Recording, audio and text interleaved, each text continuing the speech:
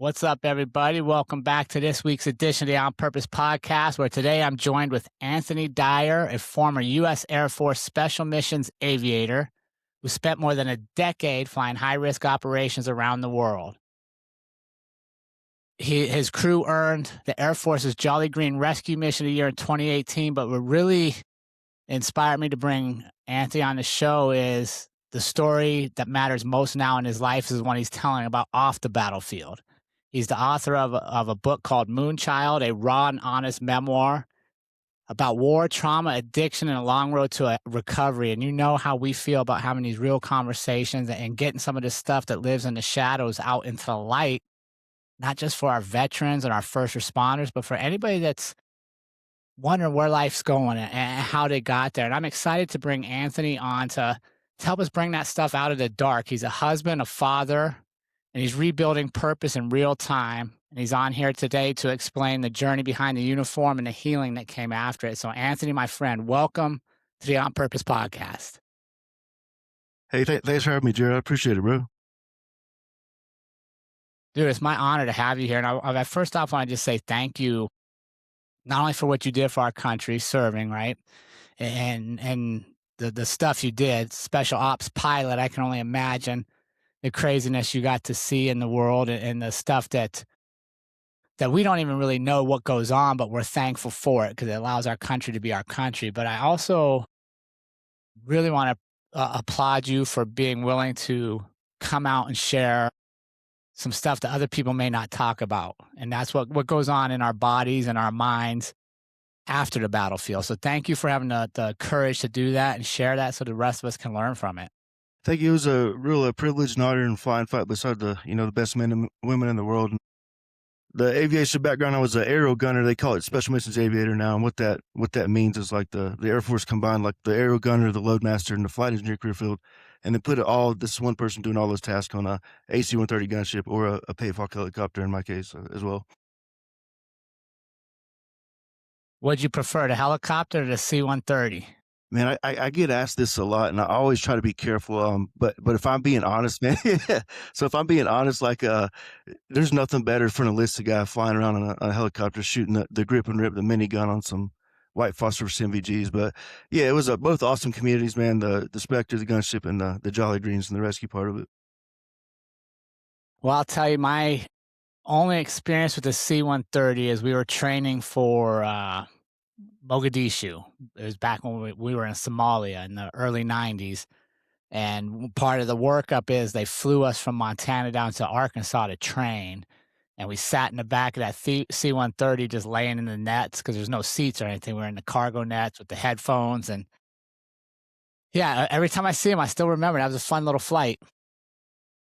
Yeah, it was definitely an awesome platform, man. And it's basically the whole purpose of the gunship is to provide that close air support for, I think I call them super ninjas in the book there, the guys on the ground, your SEALs, your Green Berets and your Rangers types. And, it was never really about the EKIA stuff for me. It was all about making sure those guys got home to their family. And I was telling someone the other day, man, there's letters around that squadron where they thank the gunship for the rounds, the close air support. And there's one, if I remember right, it was sort of my cornerstone of my why. I always looked at it, and there was like a Ranger holding his baby girl, and he thanks the squadron for the rounds, and he was able to get home to see his baby girl. So it was always, to me, that was always my why and my purpose, and when that's gone, that's a hard thing to lose once you get out. Yeah, let's hold on to that for a second because, Anthony, I like to think of this as like a workout, my friend. I got to warm you up before we get into the heavy stuff. I got to make sure your muscles and your mind's ready to go. So you ready for your warm-up questions? Sounds good. All right, here we go. First one, Anthony. What's something you've been learning about yourself lately? I've been learning that to approach situations with audacity. I came up with a quote. Actually, this is like a couple weeks old or whatnot, but I tell people, now that audacity kills doubt and tenacity, it buries it, so whatever you do in life, you can't go into it half cocked, you got to be willing to go the distance, I love that. What made you think of that? I was just What was thinking going about on in your day? something as simple as working out, like getting up right, not hitting the snooze button, going to the gym and just the intensity of my workout. And, like I have all these advantages, and just, you got, Planet Fitness right down the road. I got the gym on base, and like, why wouldn't I come at that with some tenacity and get the workout that, I want my body to have. I love it. I love it. All right. What's a small habit or ritual that's giving you positive energy lately? I'd definitely say the prayers, first thing we wake up in the morning, as and a prayer I tell people could be as simple as saying, give gratitude for God, for, I'm still vertical this morning, right when I got up, so I'm happy, so, yeah, so, That's the truth, man. A lot of people, like, we forget just that simple thing, right? A lot of people didn't make it through the night around the world. correct, yeah, that's very, very true. Just the fact we're up, man, means we get to recreate a new day. Oh yeah, yeah. It's That's good. what's the saying? Die living, so do something, do what you want to Mm, do, be bold. yeah, yeah. All right, what about this one? Who's someone in your life right now that's influencing your thinking or inspiring you? I would definitely say my wife, like she's definitely started teaching. When I was the whole time I was in, she was a stay-at-home mom, and that's the hardest job in the military is the spouses, and to see her like take on this teaching role and just the drive to get her master's and everything that comes with that, to see her perseverance, and still be, the best mom in the world. It's a blessing to see that and witness that. Yeah, dude, that's so nice, man. I hope she heard that. I'll have to make sure she gets that clip from this episode. We'll definitely get her for some brownie points, so. uh, all right. What about this one? What when you think about the season you're in right now in your life, what word or phrase best describes it? I would say right now it's sunny at 75, man. No storms at the moment. I know there's always gonna be a storm, like, you can't have life without that, and how honestly, how boring would life be if it was always sunny at 75, you know? Dude, I don't know, man. Yeah, I agree with that, but I also like, dude, I really like Sunny in 75. It's Oh, pretty yeah. easy. Yeah. It's definitely comfortable and, I'm getting to do, like, things I never thought I could do, like, even, public speaking, for example, this conversation, man, like, a year ago, I'd be terrified to get on here, man, and tripping over my words and, dreading, but now I look forward to these things, man, so I appreciate it. Dude, I love it. Man, we're honored to have you on the show. Like that's the whole premise of this is to get to learn from people and learn with them and share with them and grow. So it's our privilege to have you here, and I'm excited to learn more about you. And I want to start with kind of your early formation, your roots, because you're, if I understand right, you grew up in the Appalachian Mountains, so you're an East Coast mountain guy. How did that environment kind of bring you some of that toughness and stuff to get you through life? Yeah, I would definitely say I learned at a real, young age that, the saying, like, "No one's coming to rescue you," you have to depend on, yourself, and I tell people you're never really truly alone, you always got God, right? But how to get out of situations and learn the true meaning of perseverance, and, to basically my dad always taught me, "Don't ever let someone outwork you either," right? Because like, they could have more talent than you, they could be smarter, bigger, faster, stronger, but at the end of the day, you can't beat a dude or girl that just works. Yeah, somebody that doesn't quit, you just can't get ahead of them. Yeah. It's interesting you say that nobody's coming to rescue you because part of our travels last year, we were in Virginia, right on the North Carolina border when Hurricane Helene hit Asheville, and so we got to kind of contribute a little bit to the people we were working with there. But that was a phrase I heard so many people saying. It's just like, get your shit. Like nobody's coming to save you. Like we got to Yeah. do this ourselves. And you saw that toughness come together and that sense of community they have out there. Yeah, I definitely saw that, that sense of community. There's this, I couldn't talk to my parents for like a week because 'cause I'm in New Mexico and, the cell towers went out and stuff like that, and, I had to reach out to this lady. The only lady I could find, I, like, did basically a mayday on Facebook, right? Like, "Hey, if anybody has service back home, please let me know. I'd like to check on my parents," and this lady, sweet lady named Linda, she definitely checked on them. So it's, to see everybody come together, and when you started seeing those airlifts, the C-17s come in and just bring it, you see all them people, many hands make light work, right? And just come together, and that's all you have in those situations is each other. Yeah, yeah, no, there's something for that for sure. There's something about those rural communities that where the bedrock of the community is your hard work and your individual contributing to the team. Yeah. How did that prepare you for the military? How'd you end up getting into the Air Force and then working your way over to the special ops side? Yeah, no problem. So when I was 17, call it 17 and a half, and my senior year in high school, my dad gives me the cliche talk. He saw me going nowhere with my life, and honestly, I was going nowhere, making bad decisions, and I'm sort of doing the wrong thing. And he's like, it's time to either get a job, go to college, or get out when you graduate. And at this point, I talked to a Navy recruiter, and he's talking about being on a boat for 6 months, then an Army recruiter, and didn't want to do that. So at that point, I talked to my dad about sort of the quality of life of the Air Force, the good TDYs, good chow halls, and golf clubs, and all that sort of image that people think, all that Yeah, man, stuff. for sure. Yeah, yeah, man. And so there I was, July 18th of 2000, on my first fixed wing flight from Charlotte, North Carolina, to San Antonio, Texas, and I sort of, I guess, sort of elevated into the special operations side. I started out my first 5 years as a weapons loader on the F-15 Strike Eagles. So basically, that's a guy that loads the bombs and missiles, for the air-to-air missiles and the air-to-ground bombs for those guys. And I did second 5 years as an Air Force firefighter and went to the Lewis F. Garland Fire Academy there in Texas. I think it's San Angelo, Texas, and did that. An awesome community, man. Some of my best moments of my life was in that firehouse, being there 24 hours with the guys, right? And then finally, I was at home at a pizza joint, man, on leave actually, and I was with some friends, and I look out in the book, I call it the same cracks in the road, right? Like the same cracks in the road that've been there my whole life, and I was like, man, like you can't take nothing with you, man. I tell people there's no hearse behind a U-Haul, right? Like I want to be remembered for doing something awesome, with my career. When my grandkids ask about it one day, and well, I want to leave cracks, I want to leave craters, man. And that's when I decided to become an aero gunner in the mighty AC-130 gunship. What was that process like for you? It was Because you're, definitely let me stop you real quick. y- I'm sorry you about that, you good. Anthony. Because you're already comfortable. You're like 10 years into a career. And one of the things that kills dreams is comfort, right? Like you're Yeah. halfway to retirement. You're probably doing pretty good on your second career, right? The firefighting side. It could be easy to cruise to get promoted, move up the ranks, and stay there. But how did you say, wait, no, I want to kind of start over and do this again? Yeah, yeah, and I had read a book too at this around this time. It was called "Chosen Soldier" by Dick Couch, and the very beginning of that book, there's the Bible verse, Isaiah 6:8.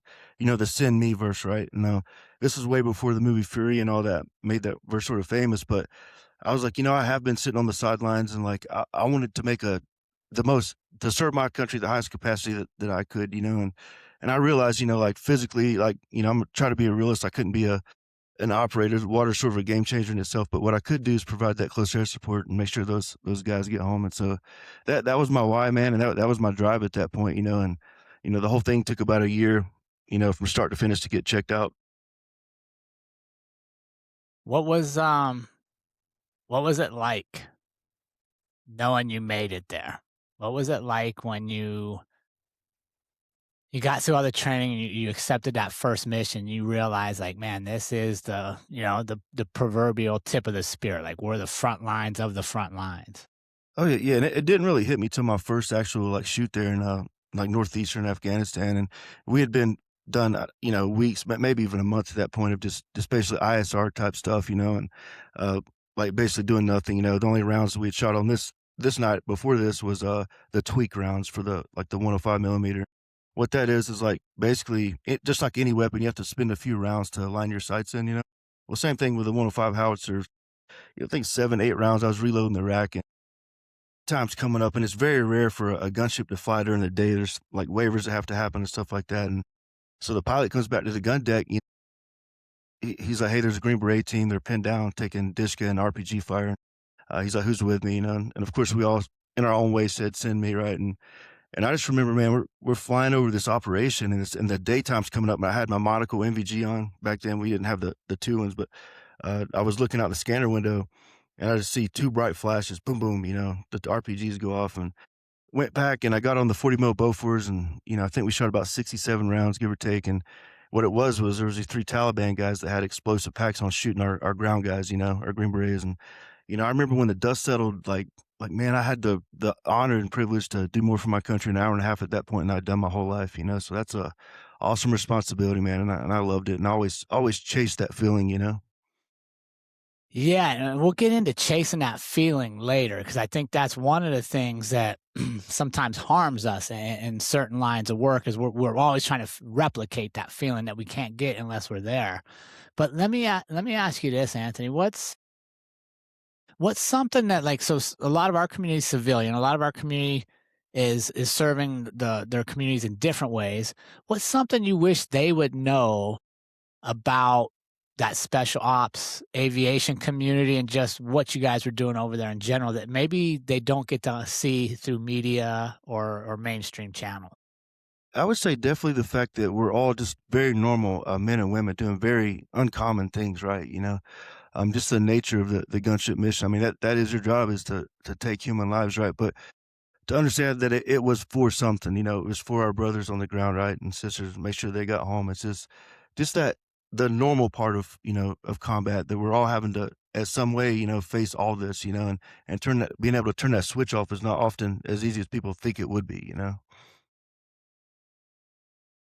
Yeah, that's a good point, right? And that's I think sometimes we look at other people and we think like they have it easy or they're special, and you're right, man. Like all of us at some level are going through the same things, right? Oh, Like you yeah. got bills to pay, you Yeah. you got dinner to make, you got to wonder if you took out the trash or not. Yeah. Yeah, there was this place I loved in the 16th. I put it in the book there. I'd have my flight kit, my helmet, and my mask and stuff. And I remember we'd walking out. This is the squadron back home, right? And right before I went to the plane, man, like look, no matter what I had going on in my life, like the finances, the emotional, back when I was single type stuff, right? And just whatever had it going on in my life, I left it right there. And there was when you passed through that door, it said in Old English, we who pass through these portals stand tall.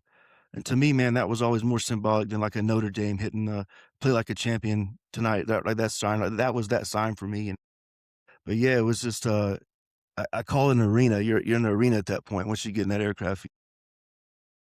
Yeah, for sure. It's time to separate from everything else. So let's stay on that topic because that's interesting, right? Because like we compartmentalize our work life and the things we have to do at work, and then you have your family and stuff. You try to keep them separate, but over time you can build up walls that make it hard to bring the two together and reconcile them. So could you share with me, was there a moment when you realized that the job was taking more from you than you thought it was?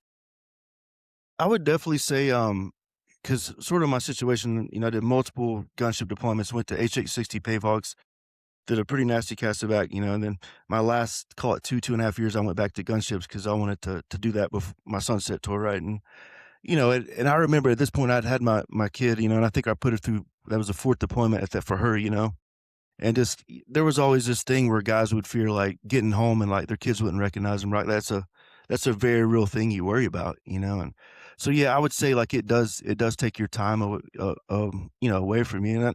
And I tell people I always try to be cautious with that because like, when we sign up for this life, right, our wife and kids sign up too, they're going through it too. So I would say the biggest thing that it took away from me was just that time, right?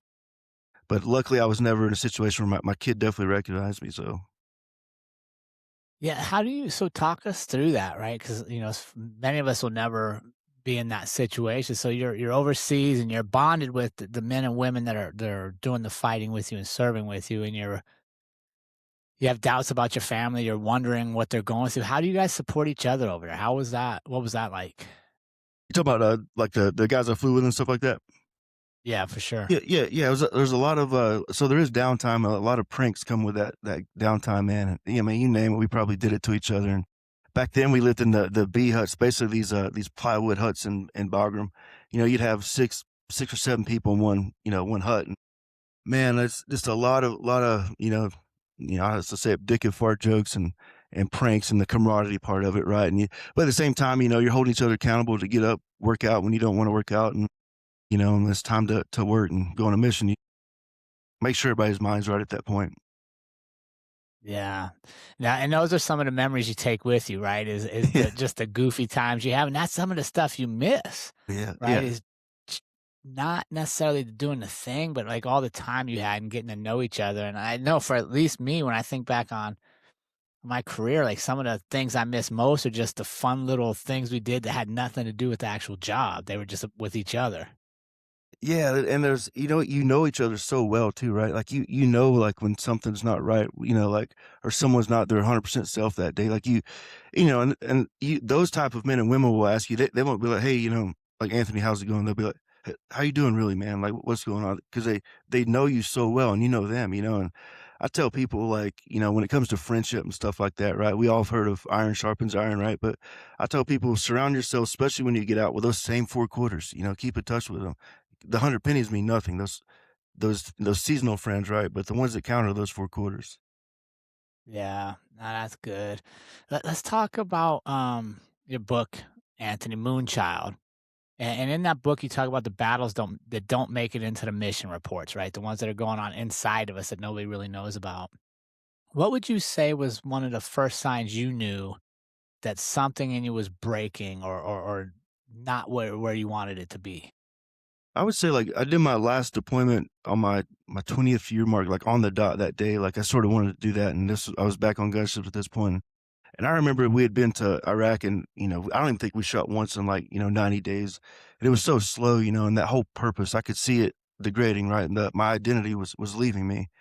And I got back and sort of, to be honest with you, out of anger, right? And like just not having a why anymore. I felt like I hit the retirement button. And once I hit that, I couldn't take it back. And there's this realization, man, that I had, when you out process these situations, the Air Force or military, you get your infamous DD 214, right? And I'm filling out all this paperwork, part of my last time, and it basically, when you leave, man, there's no door handle on the other side of that door, right? So you can walk out, but you can never truly get back into this thing, right? And so, with that, especially that last year, I went down this, I mean, jumped off a cliff with drinking, bro. Like, what was a weekend drinking habit turned into like a pint a night, right? Like, or more, and sleeping pills, you name it, to go to sleep. And my wife was like, "Hey, it's like, I see what's going on. It's either the bottle or me and your daughter." And by the grace of God, I chose my family, man. So at that point, I started getting prolonged exposure therapy with the USOCOM, the inflax, psychologist, and what that is basically is like you start writing out the situation, right? And then you get to where you could talk about it, be comfortable being uncomfortable, sort of like we're doing now, right?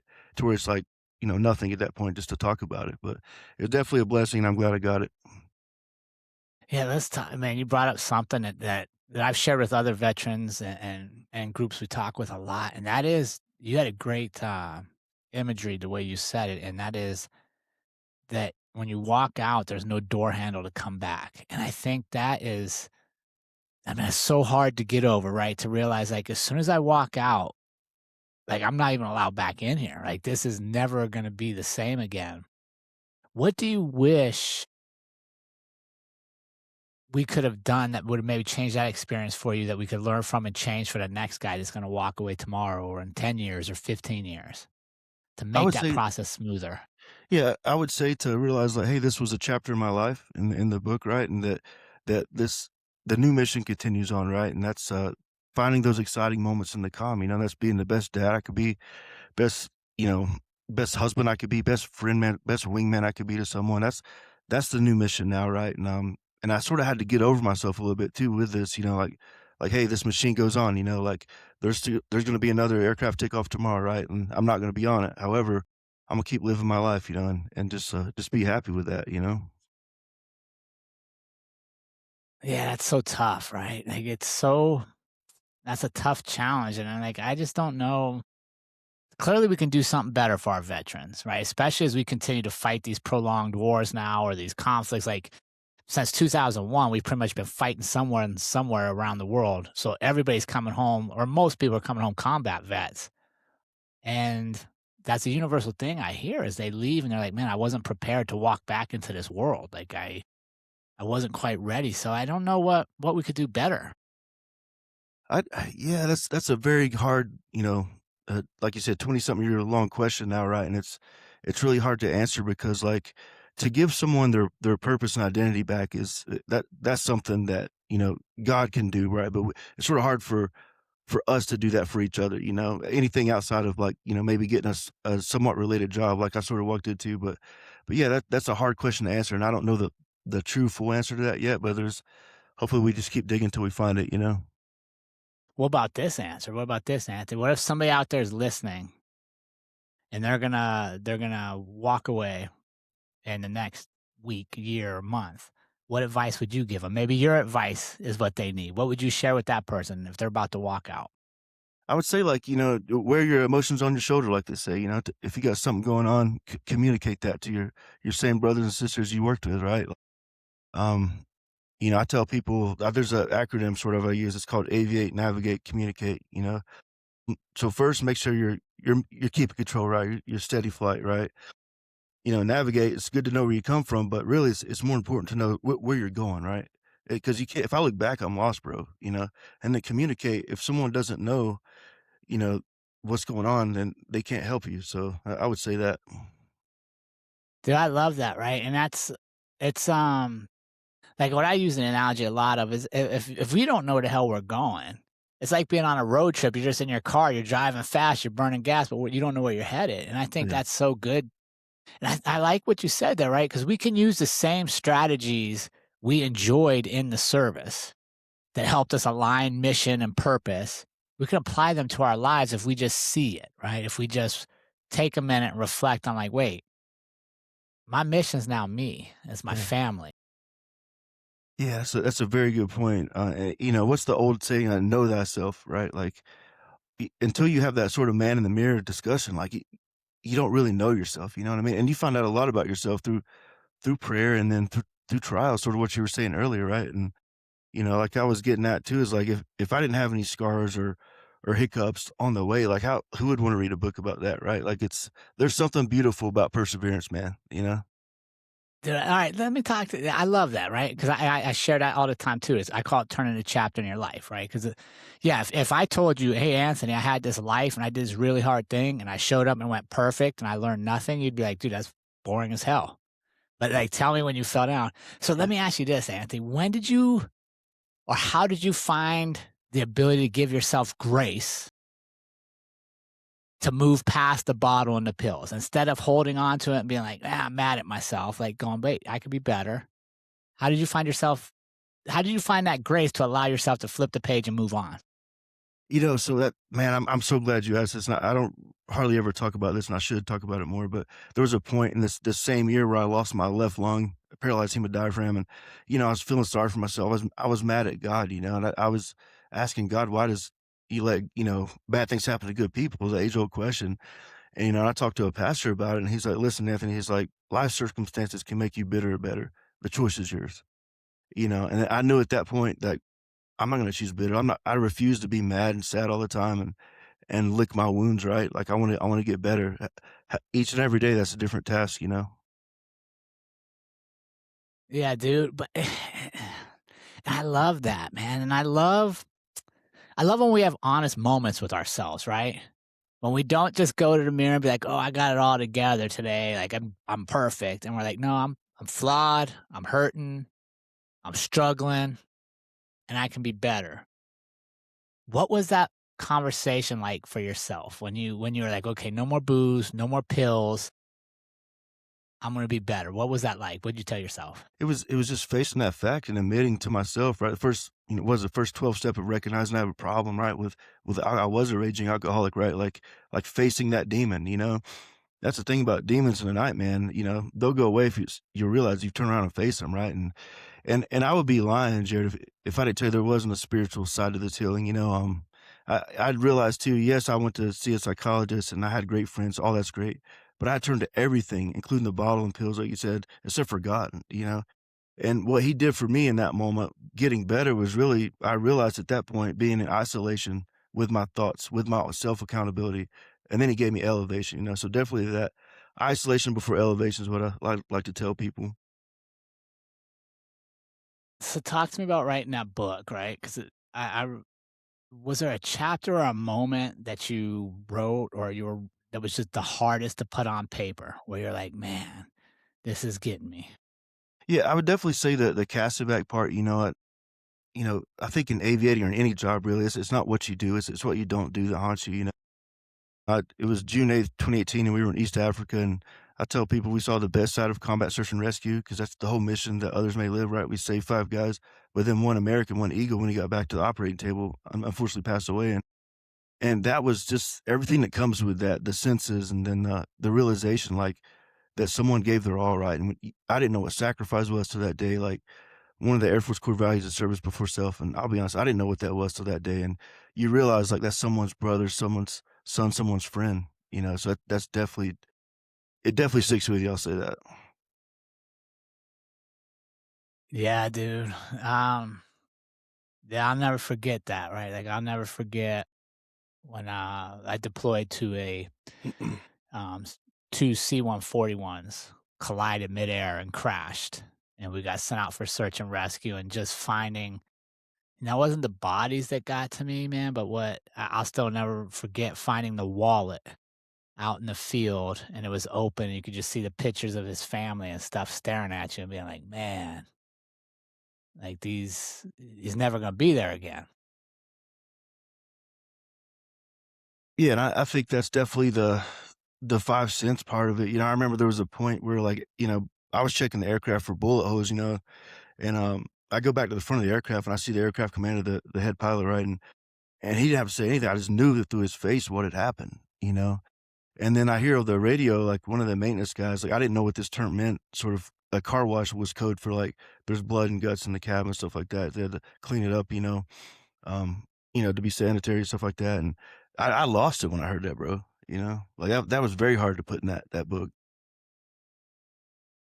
How did you how did you allow yourself to move past it? Because that wasn't the end of your mission, right? Like, you just don't get to go home. You gotta clean the plane, you gotta get ready because there's gonna be somebody else that's counting on you. How did you balance the 2 of grieving and understanding, like, "Man, this is heavy," but also preparing to go back out?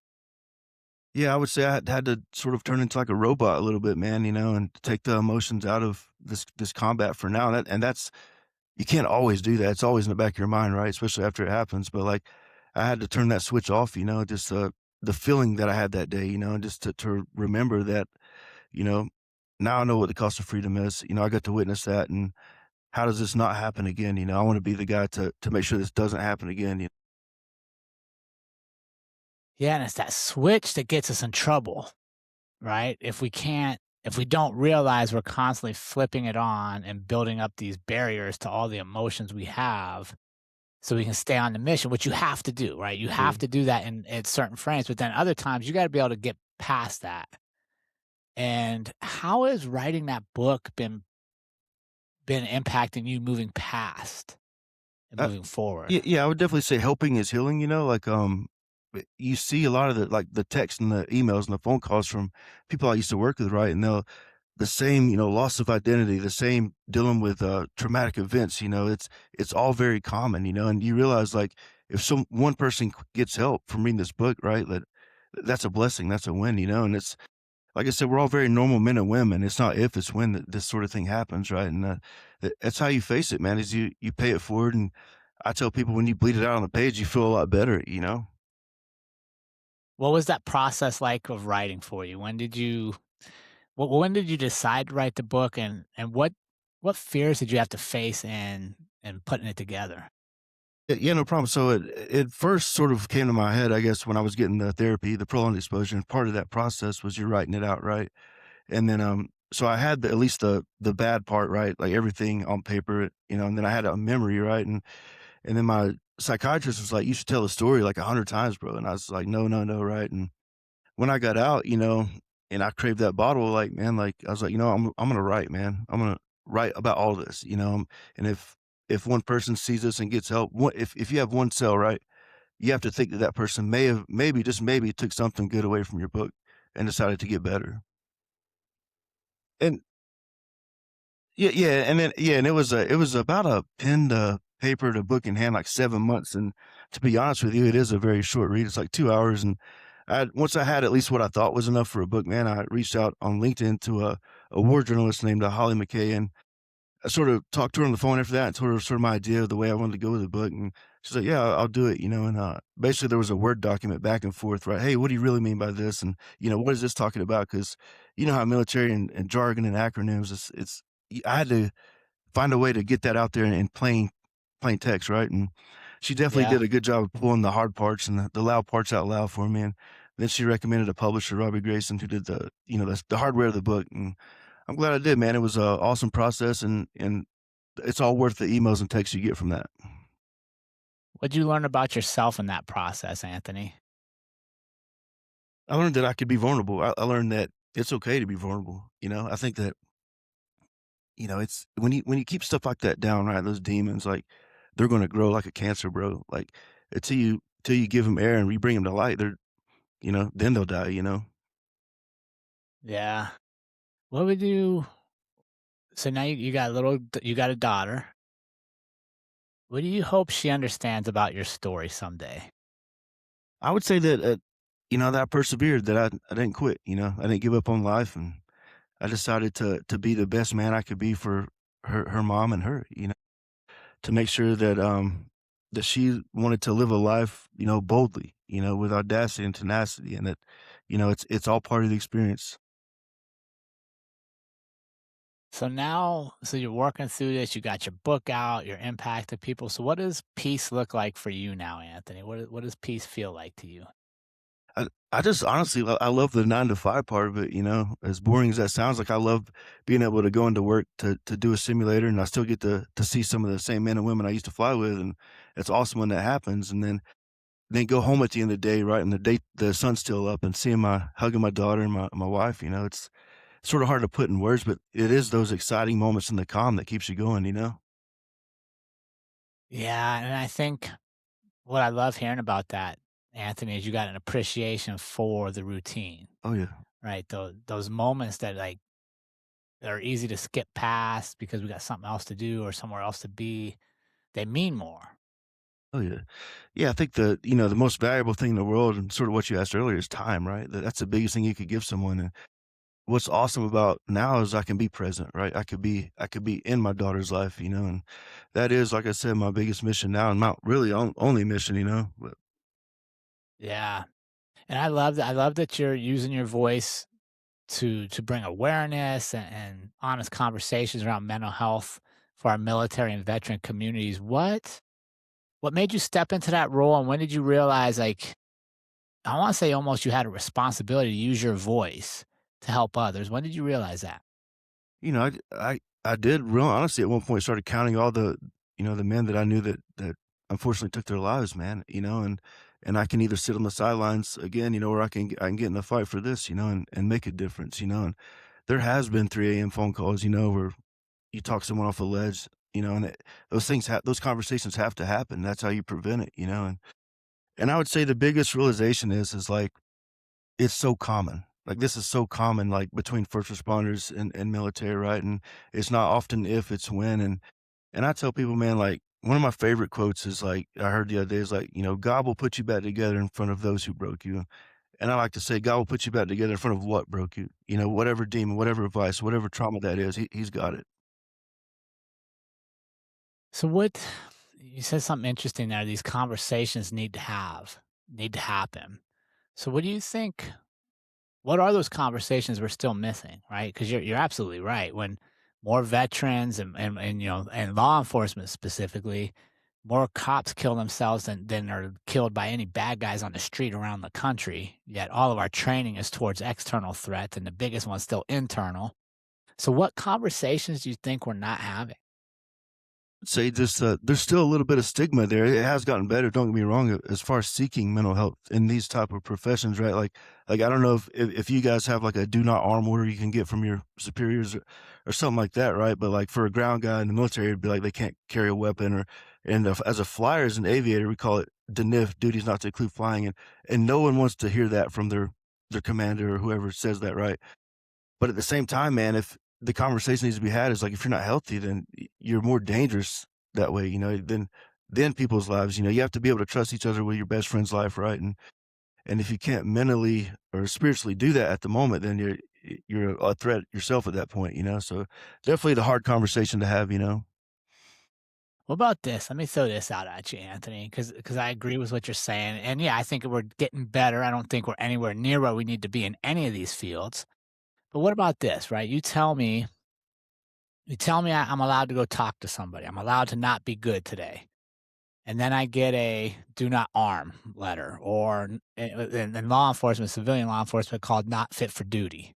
So now I'm not fit for duty. So I get pulled to a assignment where I don't interact with the public. I'm not armed. I'm just doing like reports and basic stuff because I sought help. But then the same people that told me to do that talk shit about me or tease me about it.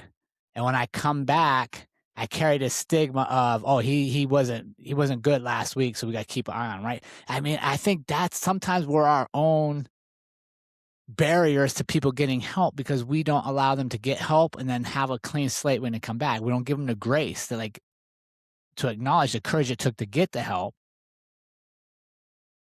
You almost hold it against them.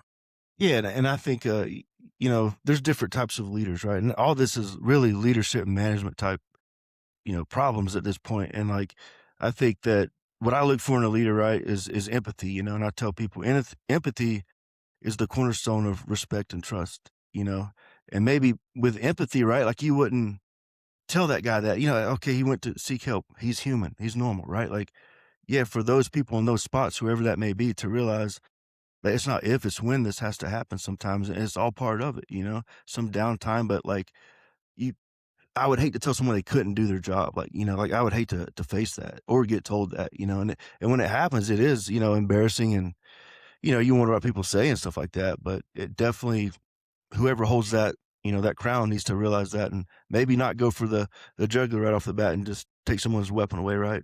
Let them keep doing the mish, but Yeah, I don't know. I'm torn on that, right? Because a lot yeah, of times the issues that cause the way we're treated that keeps us from seeking the help we say we need or we think we need isn't our bosses. It's not the generals. It's not the chief. It's the men and women right alongside of us yeah, that don't yeah. give each other grace. Yeah, and I think with anybody that would talk like, shit about somebody getting help on like your tactical level, right? Like, would you really want to fight beside that person anyway, right? Would you want to call them friend anyway? You know what I mean? Like if they're going to talk shit Sure. for you for trying to better yourself. So yeah, so that should never happen.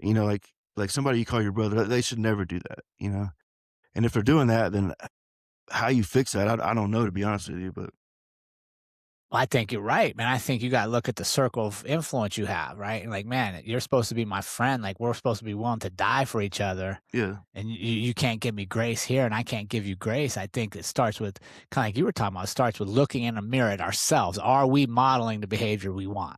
correct, yeah, Are we allowing people around us to get help and still lift them up and have honest conversations? And that's one of the things I always try to share, Anthony, is like, don't wait for nobody else to be the change you think needs to happen. Like, it yeah, starts with us. yeah, Right. yeah, And that's what I love about what you're doing. It starts with your book. It starts with your conversation. It starts about your relationship with your wife and your daughter.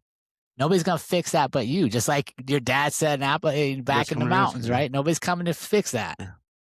Yeah, man, I love how you tied it together, and I never really looked at that in that light, to be honest with you, man. But you're right, man. It is an internal dialogue, and it all starts with those 3 words: "Know thyself." Yeah, and man, not everybody gets to be inside your fence, Anthony. Not everybody deserves a seat at your table. I like that analogy, right? Like they gotta earn that. And I think sometimes we let people in our table that don't deserve to be there no more. And sometimes that person that don't deserve to be there is us because we're letting ourselves down. Yeah. Yeah, that's a hard thing to do too, like, if I couldn't imagine, like, seeking help and someone bashing me for it, right? And I was lucky enough to where I had, my 4 quarters encourage me, including my family, right?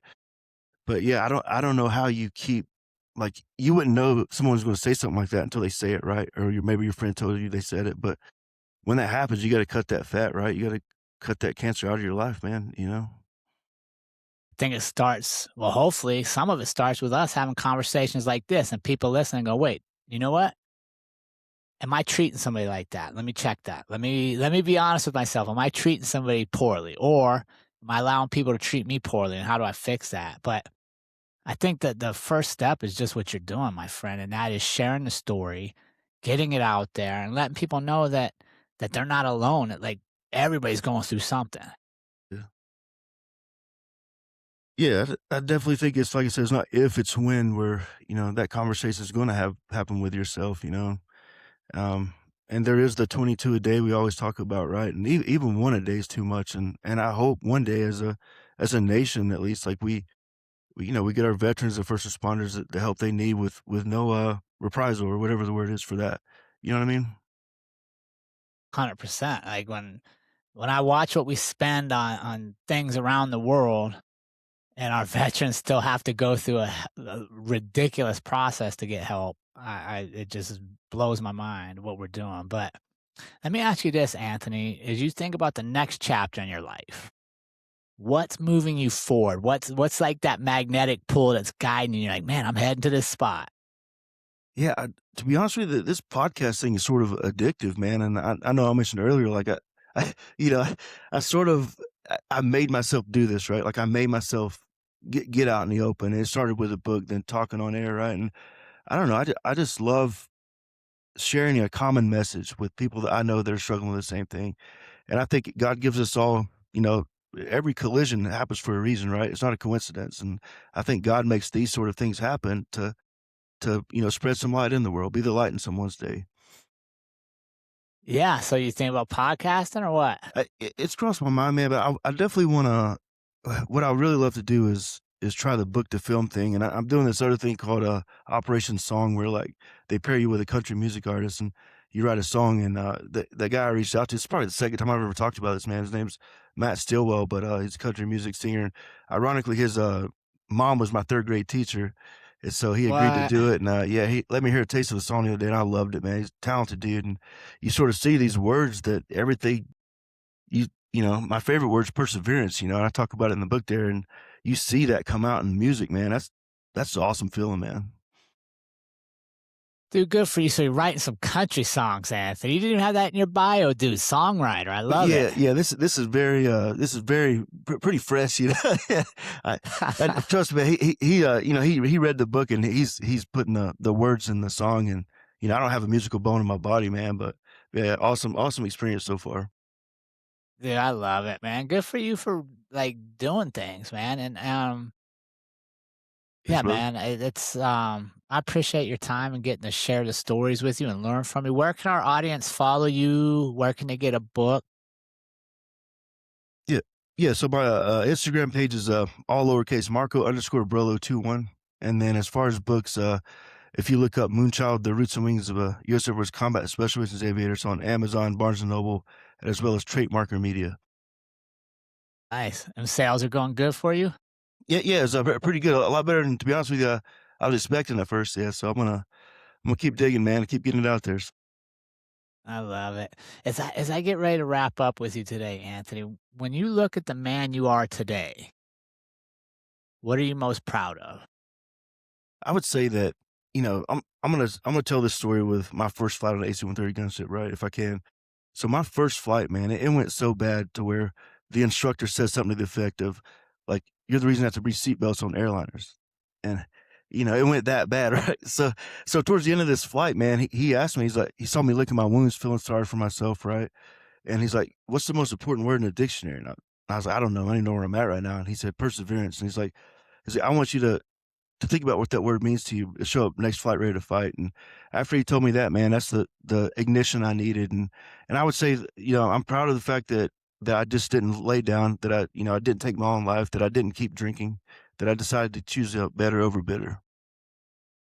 Yeah, that's awesome. And I mean, that's what I want the community to take, right? Is like the guy gave you one little thing, and I bet that guy's probably used that same line on students over and over Yeah. and has no idea the impact it made on you. And that's the thing for us. Like when we take time to invest in somebody else, we don't know the impact we'll create for them. Yeah, I've actually talked to him too. First, I think he was the first one to leave me a review on my Amazon page, and I got to talk to him, and he's like, "Yeah, man," he's like, "It really put you back in the aircraft." He loved that I put it in there, but it was, I never asked him how many times he used it, 'cause I sorta wanted it to be like, you know, a It's special you, moment. man. Yeah, special moment God put Yeah. in my life for a reason, right? So Yeah. No, I love it. As if for someone that's listening today, Anthony, feels like they're in their own valley right now, that's maybe struggling to get up and get moving, what would you want them to hear from you? I would say that, in these situations, especially with flying, everything can be going against you, the emergency procedures, the weather, the communications, the threats.